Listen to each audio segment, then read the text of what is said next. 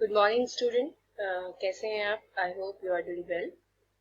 और चलिए इसके साथ हम लोग अपनी कंपनी लॉ की क्लास शुरू करते हैं।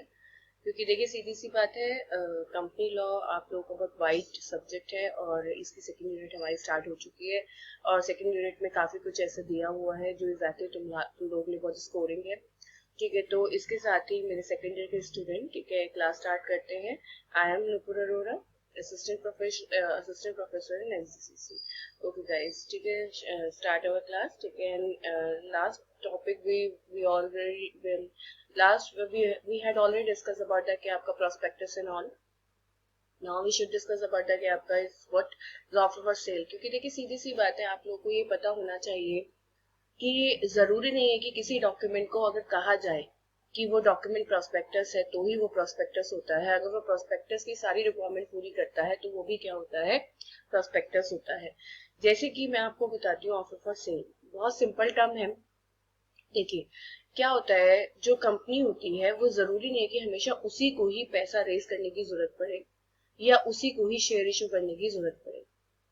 तो जब उसे शेयर इशू करने की जरूरत नहीं पड़ती है तो भी कंपनी की तरफ से शेयर बाजार में इशू किए जाते हैं।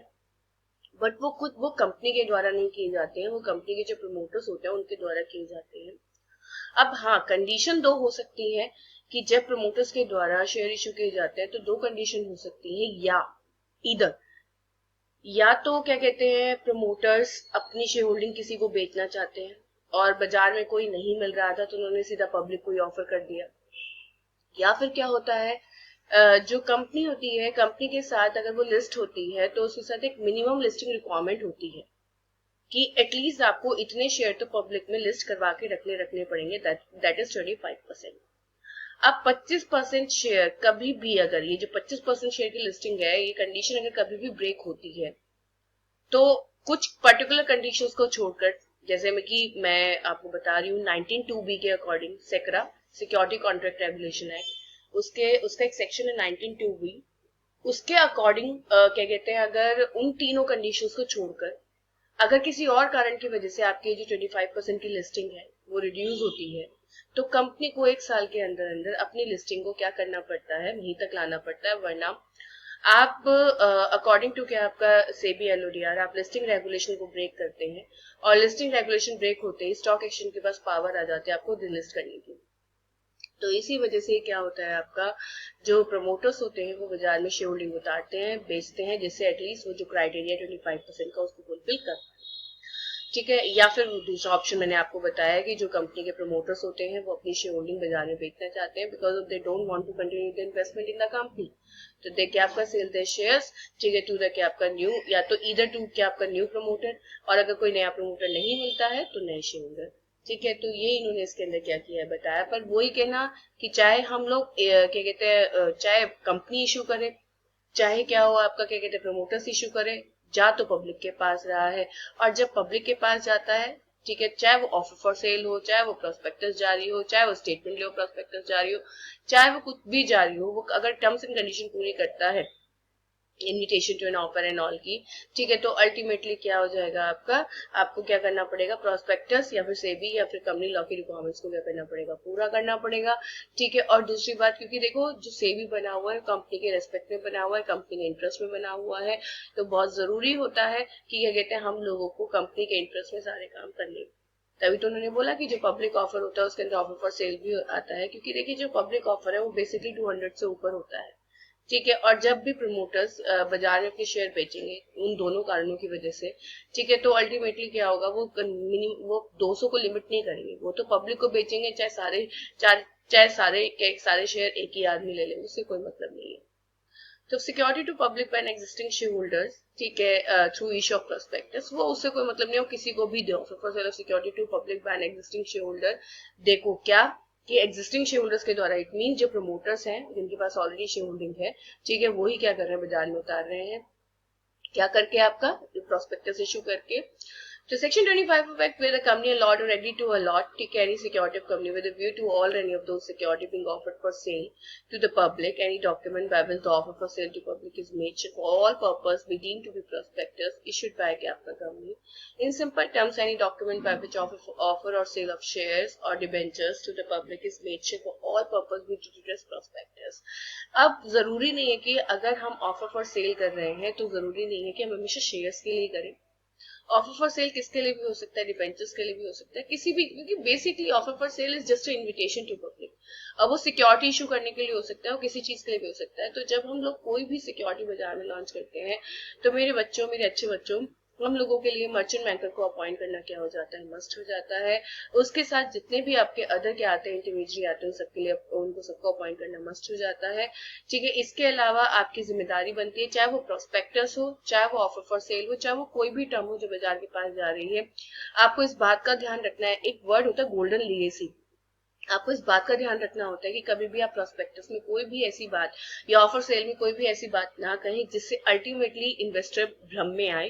ठीक है. और वो आपकी कंपनी में इन्वेस्टमेंट करें और बाद में जब उन्हें पता चले कि ऐसा तो कुछ भी नहीं था तो वो आपकी कंपनी पर इस बात के लिए क्लेम करें कि कंपनी ने तो हमें भ्रम में डाला था.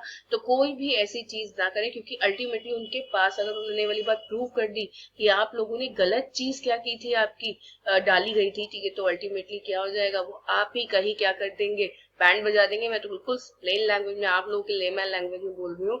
वो उनके पास ये है कि वो कॉन्ट्रैक्ट रिसाइन कर सकते हैं कंपनी के साथ जो कंपनी ने शेयर दिए हैं.